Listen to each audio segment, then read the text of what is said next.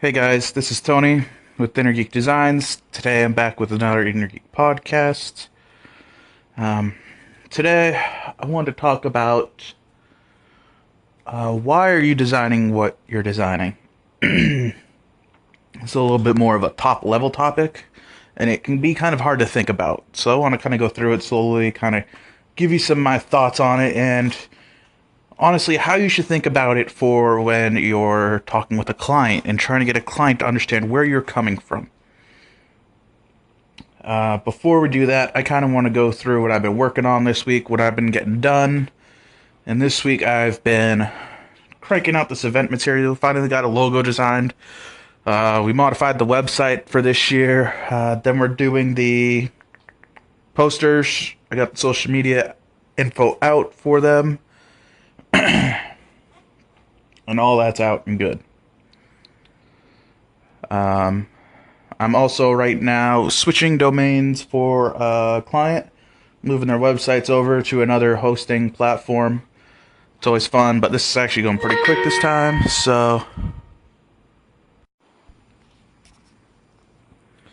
But let's get into this topic for this episode. So when you're designing, you might just be thinking, okay, this is a logo for, a cabinet company, a construction company, a B2B company. But at the end of the day, you are really trying to connect with their audience. And that's the why. You need to figure out why these people are going to actually come to this company. Why are they going to come to this event? Why are they going to come and spend money for this product? This is kind of a hard thing to figure out, honestly. It took me a while to figure it out. What really helped was this book called Start With Why. If you haven't read it, you should read it. It's a great book. It'll get you starting thinking differently and get you thinking in this new perspective. The reason that I brought up this topic was I had a client call with the client for this Summer Love event. And they keep hitting home that they want to hit on this soccer event. They're right next to they're connecting it to the World Cup. And they want soccer in it. They need soccer in it. Blah, blah, blah. But that's the what. That's what people are going to come to the event for. That's not why people are going to come to the event for. Why are they going to come to the event for? Why do people like soccer? Let's start with that question. So we're taking a couple steps up the totem pole towards the higher level of understanding this. Why do people like soccer? It's a culture event. You support your home team. You support your home country. You've got tribal communication that way. You've got understanding of tribal community. These are the communities that I'm part of because we all have one thing in common.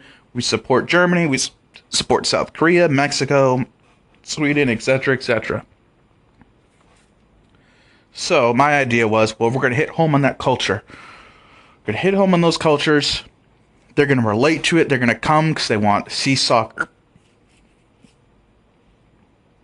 But they want to go back to the what. The what's not as deep. It's a World Cup. It's a game. There'll be music there. There'll be food there. There'll be beer there. That's not as deep. What should I go to that event for? Well, I can go to another event down the street and get a similar experience. Maybe not soccer, but everything else. These are things you need to keep in mind when it comes to designing and communicating with your client. What am I? I'm a B2B company and I sell X, Y, and Z. Okay, Joe Schmo does it down the road. But why should I work with you? Well, family-owned company.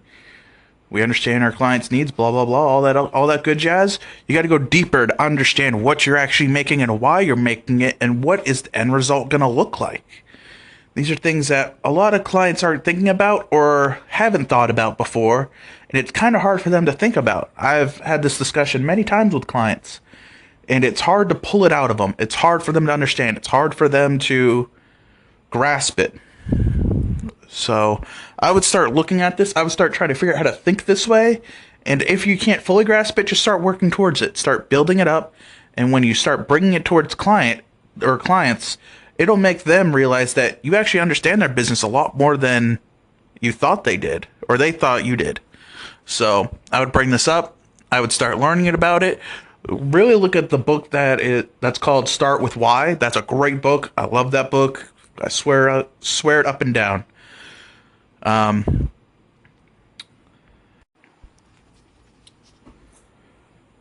So thought of the day is that, sometimes clients want to do something, or they have a product that they think is going to be the best, or they have a event that's going to be best, or a service that's going to be the best. But they don't know what they're or why they're creating it. They don't know what their customer real needs are. And this is where you can kind of step in and give a little bit more value to that client than the designer down the street could, or the designer online could on Fiverr. So this is a great way for you to stand out. Really consider this and add it to your arsenal of things that you can bring up with your client. Question of the day: do you think that this is actually important? Do you think that it really even matters that you understand why you're designing? Or do you think you should just be hands attached to a keyboard?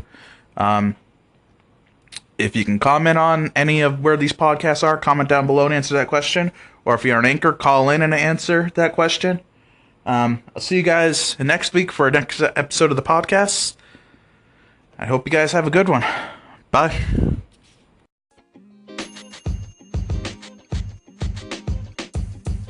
The podcast you just heard was recorded with Anchor. If you want to make your own, download the Android or iOS app completely free from anchor.fm/podcast. That's anchor.fm/podcast.